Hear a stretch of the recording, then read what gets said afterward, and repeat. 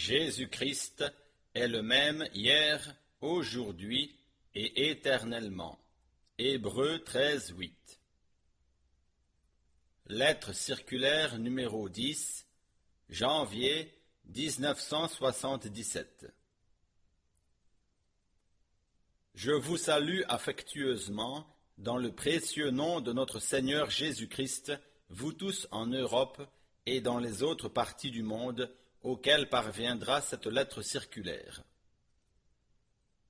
J'aimerais fonder ce que j'ai à dire sur cette parole de Jean 7, 18, où le Seigneur dit « Celui qui parle de son chef cherche sa propre gloire, mais celui qui cherche la gloire de celui qui l'a envoyé, celui-là est vrai, et il n'y a point d'injustice en lui. »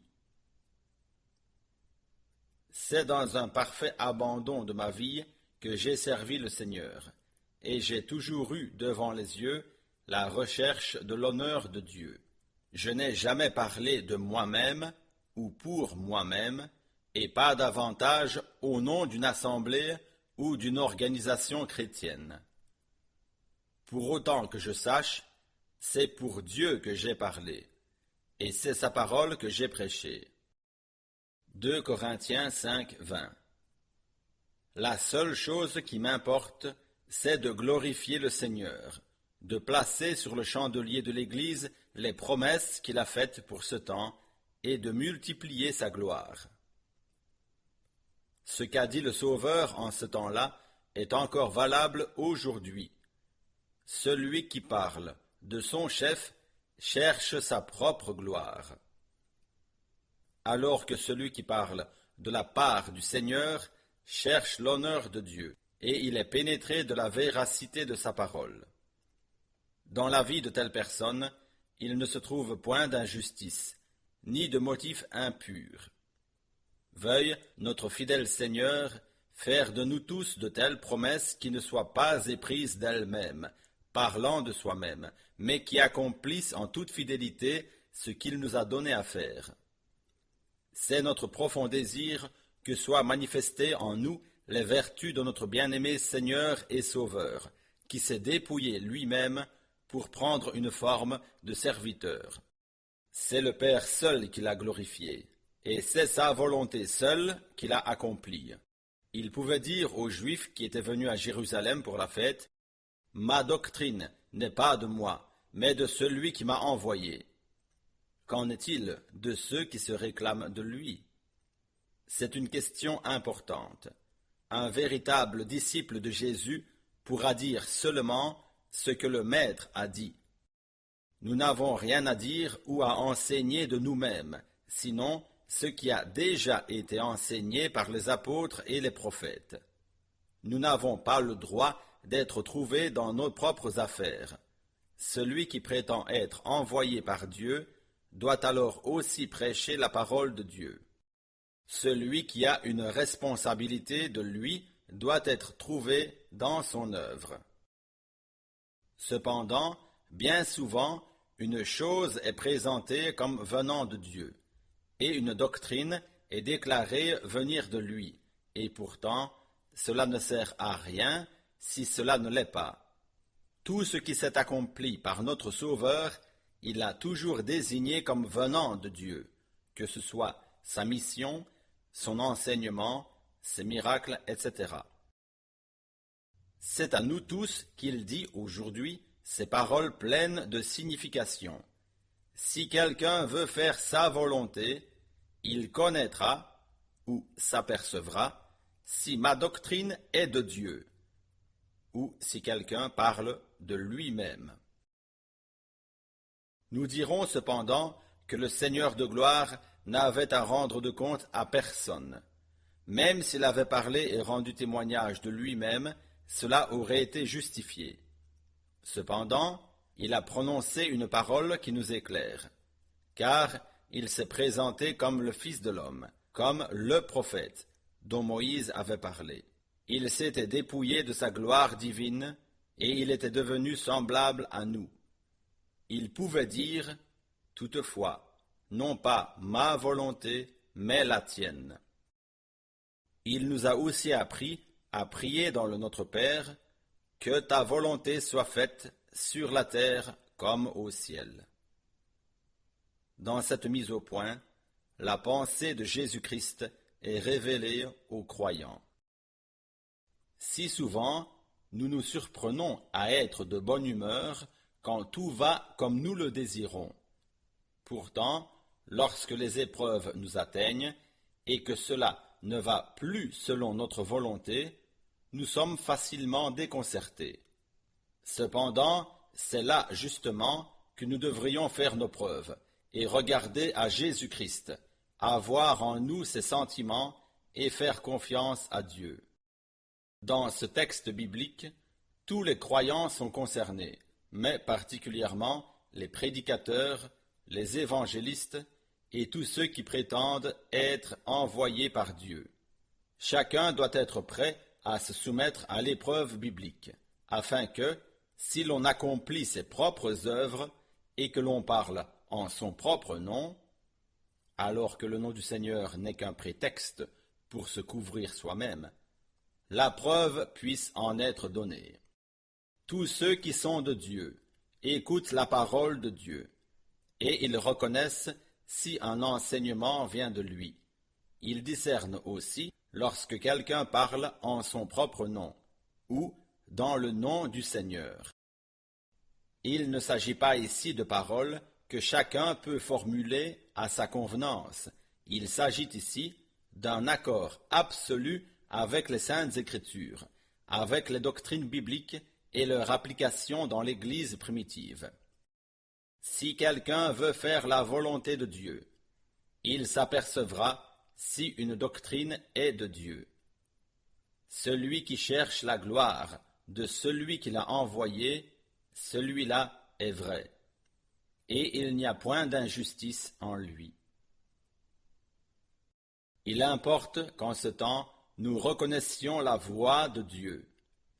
Ceux à qui Dieu a fait grâce la suivront, et même un insensé marchera sur les traces de Jésus sans s'égarer. Tous les autres suivront leur propre chemin, et ils le considéreront comme étant le chemin. Ils exposeront leur propre doctrine, et les déclareront comme étant les doctrines de Dieu, et ainsi de suite. Maintenant, c'est l'heure de la décision pour tous ceux qui veulent subsister devant Dieu. Direction divine. L'année 1976, arrivée rapidement, s'est écoulée plus rapidement encore. Le temps presse. À peine une semaine a-t-elle commencé que la voilà déjà finie. L'année dernière a été de différentes manières richement bénie par Dieu. Il y a tellement de choses que nous pourrions énumérer et pour lesquelles nous pouvons être reconnaissants. Et d'ailleurs, la parole de Dieu nous exhorte à remercier Dieu pour toutes choses et en toutes circonstances.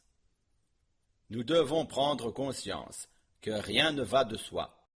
Le Seigneur nous a donné un logis, de la nourriture et des vêtements. Tous ceux qui peuvent se réjouir d'avoir une bonne santé ont beaucoup de raisons et de sujets de remercier le Seigneur d'une façon toute particulière, ainsi que pour la protection qu'il nous accorde chaque jour. J'aimerais donner ici un témoignage personnel de ce qui s'est passé en octobre de l'année dernière. Mon voyage pour le Pakistan, l'Inde, l'Australie et la Nouvelle-Zélande était déjà fixé, et les places réservées. Et une semaine avant que je prenne l'avion, vers environ 10 heures du matin, j'entendis une voix dans mon cœur qui disait « Décommande ton voyage en avion pour l'Inde ».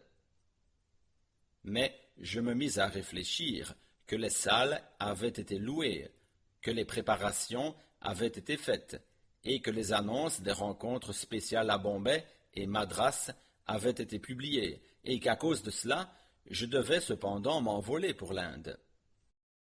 Durant toutes ces années passées, j'ai toujours cherché à tenir ma parole. Envers et contre tout, Je désire tenir mes promesses pour ne désappointer personne. Je suis simplement ainsi fait. Cependant, environ 1 heure plus tard, cette voix parla encore plus haut et avec plus de force dans mon cœur. Décommande ton voyage en avion pour l'Inde. Cette fois, j'obéis aussitôt, et j'envoyai un télégramme sans toutefois donner la raison de cette annulation. Je savais que c'était l'Esprit de Dieu qui m'avait averti aussi distinctement et énergiquement. Le mardi 12 octobre, j'entendis au début des nouvelles qu'un avion de passagers de Indian Airlines avait explosé au-dessus de l'aéroport de Bombay et que les 95 personnes qui se trouvaient à bord avaient perdu la vie. Et c'était le vol pour lequel j'avais été inscrit entre Bombay et Madras. Cette nouvelle me transperça véritablement jusqu'à la moelle des os. Je reconnus la main bienveillante de mon Dieu, lequel m'avait prévenu, m'avertissant d'annuler ce vol, et m'avait ainsi fait échapper à cette terrible catastrophe. Je dois peut-être admettre que ma tâche sur cette terre n'est pas encore terminée, et cela, bien que pour chaque enfant de Dieu, l'heure d'aller à la maison ne vienne jamais trop tôt, car nous pouvons dire avec Paul, « J'ai le désir de m'en aller et d'être avec Christ », ce qui, de beaucoup, est le meilleur. Mais à cause de vous, il est plus nécessaire que je demeure dans la chair. Philippiens 1, 21 à 26. Je pourrais énumérer beaucoup de choses que Dieu a faites au cours de cette année, dans divers pays. J'aimerais prier chacun de compter toutes les bénédictions et la protection accordées par Dieu, d'oublier une fois toutes les choses négatives et désagréables, et de remercier le Seigneur. En tant qu'humains, nous sommes enclins à retenir les choses négatives qui nous entravent, au lieu de faire ressortir les choses positives et divines, et nous réjouir de cela. Le Seigneur n'a encore jamais commis d'injustice, et dans l'avenir, il ne le fera pas davantage. À son nom reviennent pour toujours la gloire et l'honneur. Voyage missionnaire. Au cours de l'année passée, je suis allé dans 15 pays différents et j'ai pu aider beaucoup de croyants par la publication de la parole de Dieu. Partout, le Seigneur a béni et accordé sa grâce pour les voyages, faisant connaître son bras puissant à son peuple.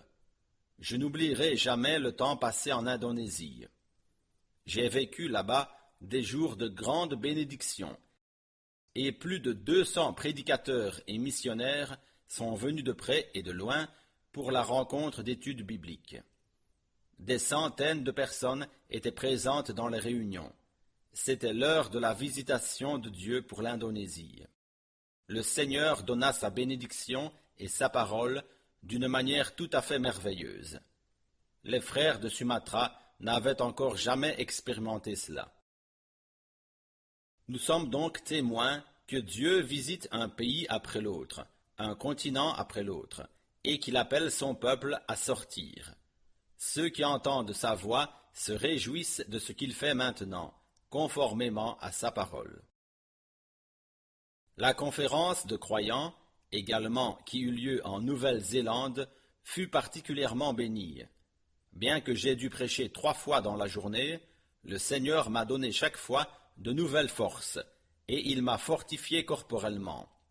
Dans les années passées, j'ai beaucoup voyagé, et partout le Seigneur a ouvert des portes et frayé le chemin, que ce soit en Asie, en Afrique, en Europe de l'Est ou dans d'autres parties du monde. Je regrette seulement de ne pas pouvoir donner suite à toutes les invitations. Chaque dernier dimanche du mois, je suis toujours revenu pour la réunion de Zurich. C'est par une direction divine que, depuis quelques années, nous tenons le dernier dimanche du mois une réunion spéciale à la Maison du Peuple à Zurich, où les frères et sœurs des villes environnantes s'y retrouvent. nous sommes chaque fois bénis, et nous réjouissons de pouvoir trouver communion ensemble et de considérer la parole. Je saisis cette occasion pour demander aux frères et sœurs d'Autriche de bien vouloir m'excuser de n'avoir pu venir chez eux. J'aimerais dire ici, avec reconnaissance, que cette œuvre missionnaire est principalement soutenue par des frères et sœurs de Suisse, d'Autriche, d'Allemagne et de quelques-uns de France, des Pays-Bas et du Canada. C'est le Seigneur qui met sur le cœur des siens de contribuer ainsi à faire avancer son œuvre. Pour les croyants, le royaume de Dieu est ce qui est le plus important. Ils mettent le Seigneur à la première place et se souviennent de son œuvre avec un cœur sincère, prenant part aux grandes charges financières qui s'y rattachent. Selon plusieurs témoignages reçus, nous pouvons conclure qu'une bénédiction toute particulière de Dieu repose sur tous ceux qui ne pensent pas seulement à eux-mêmes, mais qui pensent au Seigneur et qui lui donnent ce qui lui revient. L'année 1977. En juin 1933, frère Branham fit quelques expériences toutes particulières. Entre autres, il vit certains événements en vision qui devaient s'accomplir avant la venue du Seigneur. En rapport avec différentes choses, il parla au cours du temps toujours à nouveau de l'année bien particulière de 1977. En tant que traducteur de ses prédications, je me suis senti engagé à transmettre ce qu'il avait dit sans rien retenir. Même si l'année 1977 s'écoulait sans que quelque chose d'extraordinaire ait lieu, aucun de ceux qui mettent leur confiance dans le Seigneur et qui sont fondés dans la parole de Dieu ne serait ébranlé. Le ministère pleinement approuvé du serviteur de Dieu William Branham n'en porterait également aucun préjudice. Paul et les autres apôtres ont, de leur temps déjà, attendu le retour de Jésus-Christ. Ils n'étaient pas pour autant des hérétiques, et ils ne se sont pas trompés, bien que le Seigneur ne soit pas revenu de leur temps. En eux, l'espérance était si grande, et l'attente si vivante, que Paul écrivit dans 1 Corinthiens 15, « Voici, je vous dis un mystère. Nous ne mourrons pas tous, mais tous nous serons changés. » Lui et les croyants de ce temps-là se sont endormis sans qu'ils vissent s'accomplir ce qui avait été prêché, écrit et dont on avait parlé. Celui qui considère cela avec son intelligence trouve beaucoup de difficultés quand il tombe sur de telles déclarations se trouvant dans la Bible. Cependant, celui qui est spirituel reçoit de chaque parole une riche bénédiction. En rapport avec les événements qui auront lieu à ce moment-là, Paul écrit plus loin, « En un instant, en un clin d'œil, à la dernière trompette. La trompette sonnera, et les morts ressusciteront incorruptibles, et nous serons tous changés. » Il savait que cela arriverait lorsque le septième ange aurait fait entendre sa trompette. Nous savons que Dieu s'est réservé de faire toutes choses selon ses desseins de salut. Néanmoins, chaque croyant avait en son temps cette espérance vivante et cette attente qu'il portait en lui, et il attendait le retour de Jésus-Christ. En ceux chez qui ne se trouve pas cette attente, il y a quelque chose qui ne va pas. Pour frère Branham, qui vivait dans la présence de Dieu, le retour de Jésus-Christ était une réalité.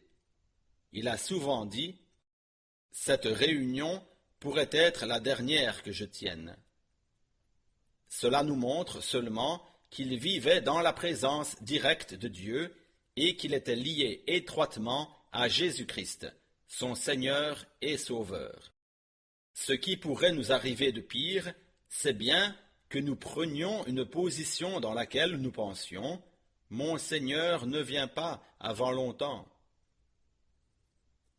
Il est possible que le Seigneur étende encore une fois son bras puissant et fasse de grandes choses, mais il faut que nous passions par un réel abaissement avant que nous puissions expérimenter l'achèvement de l'œuvre de Dieu dans une grande puissance et une grande gloire. Maintenant, plus que jamais, nous devons veiller, car il est aussi écrit « Le Fils de l'homme viendra à l'heure où vous n'y penserez pas. » Personne n'a la possibilité de regarder dans le conseil secret de Dieu. Le retour de Jésus-Christ apportera encore maintes surprises. Même la succession des événements qui doivent avoir lieu ne peut être établie qu'au mieux de notre compréhension des Saintes Écritures.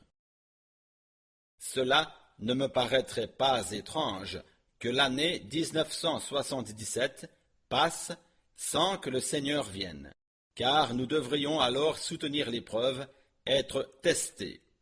Et puis, il faut aussi que chaque parole de Dieu s'accomplisse, que cela nous soit agréable ou pas.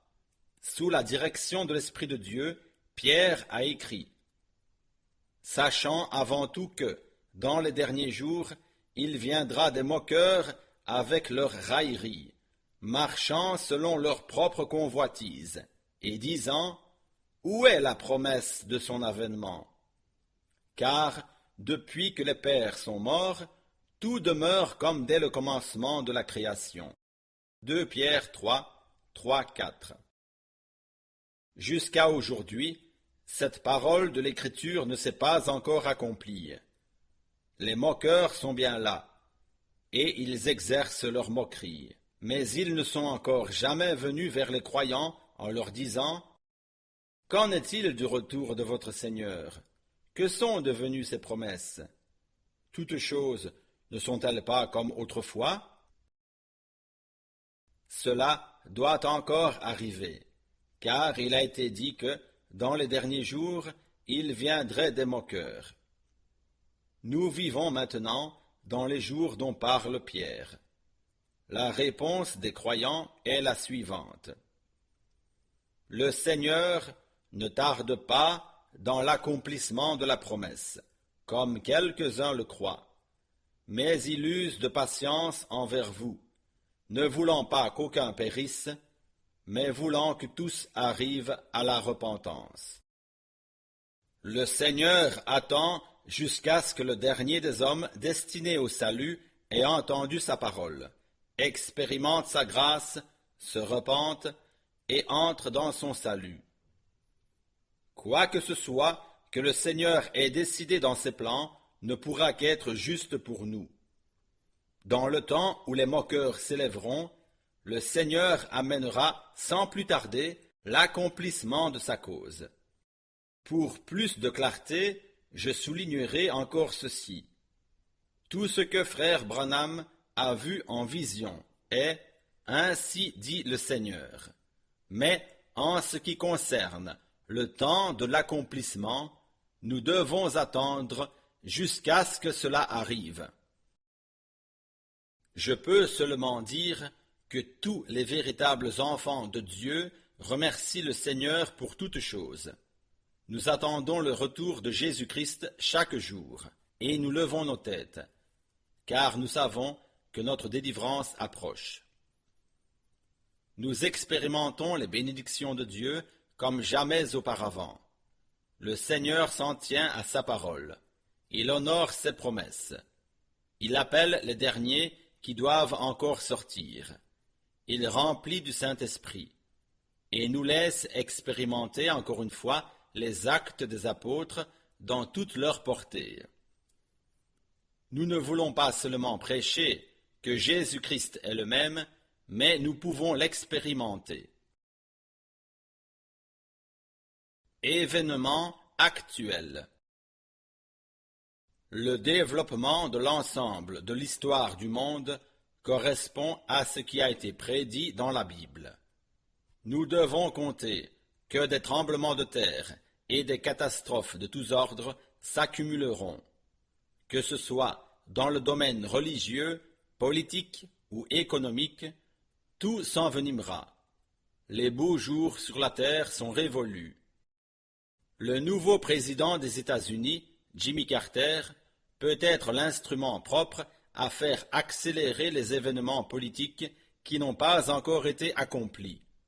Il s'est déclaré devant le monde entier comme étant un croyant en Christ et, à cause de cela, il s'est directement attiré déjà pas mal de mépris dans de larges cercles du monde.